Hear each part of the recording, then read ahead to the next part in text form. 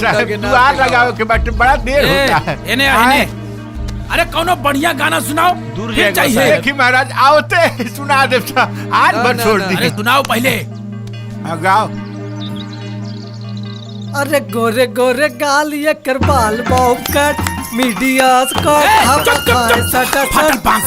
कैसन प्यास लेके चलता रहे गाना आजो बेइज्जत करो ले ना साहब गलती हो गई साला वो दिन बेइज्जत करा देलस ए जो बेइज्जत कराओ साला तू झुनझुना बजे मेरा झुनझुना दे। हां बजाओ। हां वो झुनझुना ने साला आज से तो झुनझुना बजाई बेइज्जती करा दे साला। आज से गायक तू बेटा गाओ तो एगो हम सुनाओ तनी साहब।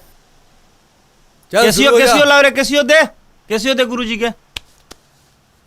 के करा खाती झूला मुनी रखले बाड़ फूला रसगुल्ला ऐसन बा ओ रसगुल्ला ऐसन बा आ तोहर गाल दुनो गुलगुला रसगुल्ला ऐसन बा कि तोहर गोर गाल गुलगुला रसगुल्ला ऐसन बा के करा खाती झूला मुनी रखले बाड़ फूला रसगुल्ला ऐसन बा ओ रसगुल्ला ऐसन बा आ तोहर गाल दुनो गुलगुला। अरे बस बहुत अच्छा लगा। कमाल कर देलन भैया। चलो आई पकड़। कौन सा पार्टी है? नया पार्टी बनौले है का?